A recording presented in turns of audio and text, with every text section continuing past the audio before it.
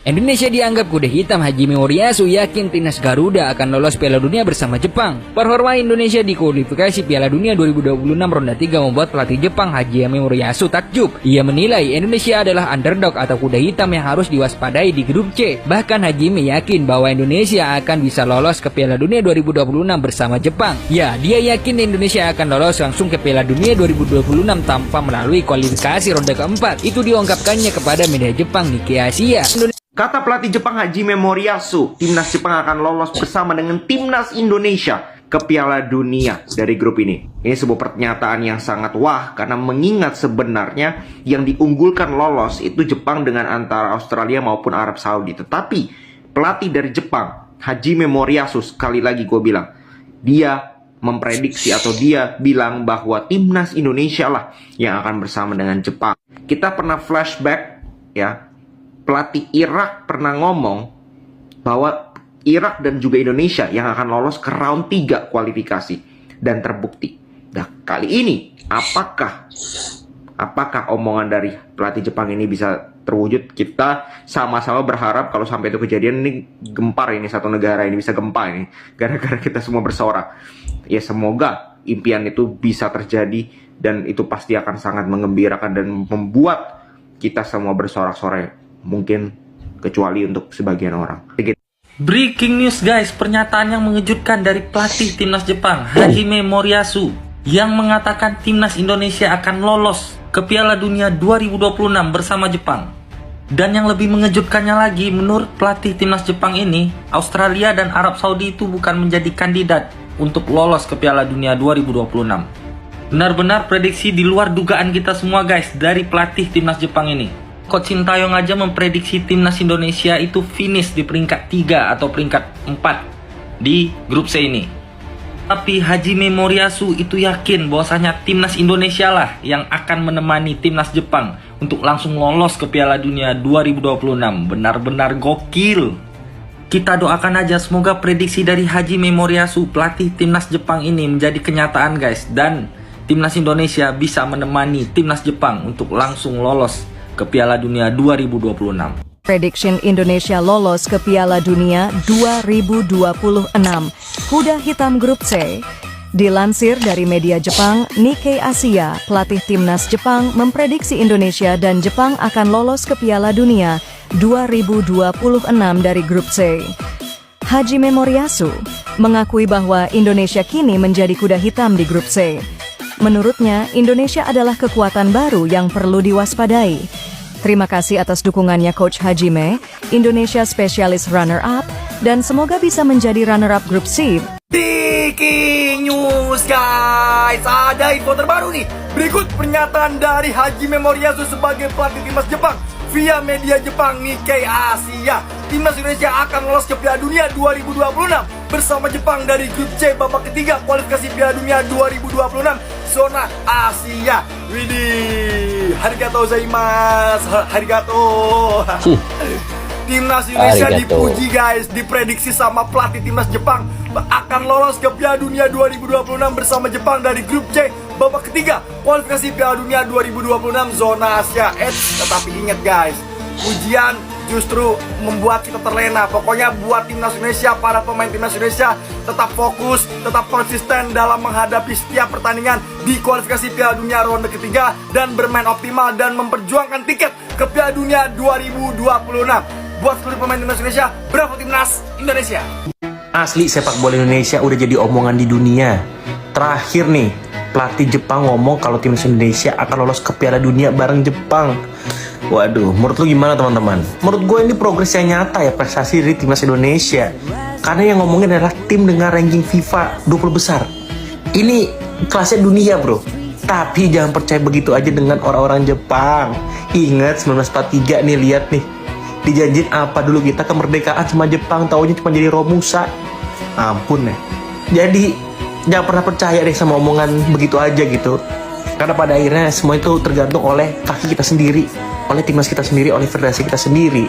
Tapi gue optimis harapan itu ada pada tim, pada pelatih, pada federasi. Gue yakin Indonesia akan lolos Piala Dunia 2026. Gue sih optimis ya, makanya kita harus menjaga asa di 2 pertandingan UE lawan Bahrain dan Cina. Kalau bisa menang 2 kali dapat 6 poin, ini mantap banget ya. Kalau gue lihat dari Pak Erick Thohir, federasi, pelatih, pemain, ini mode serius untuk nyiapin pertandingan kali ini. Karena kalau kita bisa dapetin 6 poin, menang 2 kali, ini menjaga asa tadi. Ayo kita wujudin mimpi dan doa pelatih Jepang supaya bisa lolos bareng ke Indo. Dengan mendapatkan 6 poin, gue yakin optimisme itu terjaga. Simple, tapi para supporter Malaysia gak suka. Oke guys, itu antara beberapa video-video ya yang mengatakan bahwa pelatih daripada Jepang yang memprediksikan Indonesia itu lolos ke Piala Dunia. Dan saya optimis juga sebenarnya.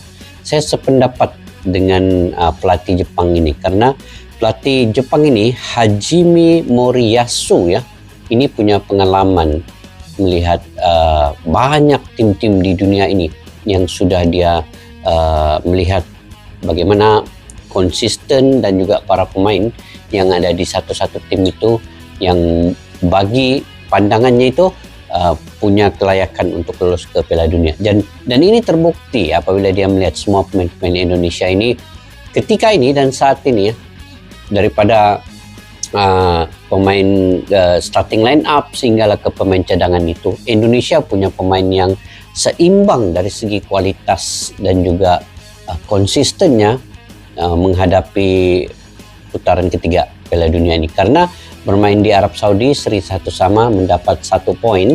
Malahan Indonesia terlebih dahulu mencetak gol ya pada saat itu dengan gol yang dicetak oleh Sandy Walsh hasil dari tendangan ataupun sepakan keras yang dilakukan oleh Orat Mangun. Begitu juga bermain di GBK. Siapa sangka Indonesia juga imbang dengan Australia yang netizen ataupun pengamat sepak bola luar memprediksikan bahwa Australia menang ke atas Indonesia bermain di GBK. Dan saya sendiri melihat perlawanan itu guys di GBK itu sangat menarik ditonton dan Indonesia dalam kondisi yang sangat bersemangat main dengan kedatangan atau kehadiran lebih 70.000 pendukung Ultras Garuda, Ultras La Grande dan juga supporter-supporter yang berada di Indonesia. Kami di Malaysia juga pergi ke situ, bule-bule daripada luar juga menonton bareng di Stadium GBK yang menunjukkan bahwa prestasi timnas Indonesia ini sebenarnya sangat enak ditonton pada waktu dan saat ini guys. Memang ramai yang tidak sangka kan Indonesia ini punya satu permainan yang sangat kita suka nontonnya. Nah, kalau dulu kita suka nonton Liga Piala Euro, kemudian tim-tim dari Eropa, Liga Inggris. Tapi sekarang ini di Asia kita bisa menonton sendiri. Kita macam tertunggu-tunggu bilalah Indonesia ini main dengan negara-negara yang sepak bolanya ranking lebih tinggi. Dan ketika sekarang ini juga di putaran ketiga kita akan tertunggu-tunggu bila jadwal Indonesia ini main di putaran ketiga. Dan tanggal 10 ini hanya tinggal 2 hari Indonesia akan lawan Bahrain dan tanggal 15 Indonesia akan lawan China. Semua supporter sebenarnya ternanti-nanti perlawanan ini karena ingin melihat bagaimana konsistennya pemain-pemain yang ada di Indonesia, terutamanya pemain-pemain yang bermain di Eropa, pemain diaspora. Dan saat ini juga 2 pemain yang ditunggu-tunggu penampilan debut pertamanya yaitu Miss Hilges dan juga Eliano Rendes bermain lini penyerang dan juga bermain di lini pertahanan. Dengan Miss Hilges punya nilai pasar lebih kurang 121 miliar, itu orang ramai dan juga netizen supporter dari negara-negara ASEAN terutamanya Malaysia juga sebenarnya menyoroti pemain ini. Ramai pengamat sepak bola di Malaysia ternanti-nantikan perlawanan Indonesia melawan Bahrain. Sebenarnya Malaysia juga mendukung juga Indonesia untuk lolos ke peringkat seterusnya. Just nak cakap aku cukup suka dengan progres Indonesia. Ya. Aku cukup suka. Entah kenapa. Sebab ini adalah bukti bahawa kalau kita kekal berprinsip, tak kisah pemain apa yang keluar masuk, pemain mana keluar masuk, tapi kita kekal berprinsip. Walaupun kekal berprinsip itu boleh melihat kita tewas 5-0 di Iraq pada bulan November ke Januari sebelum Piala Asia. Boleh waktu tu semua dah nak kecoh dah.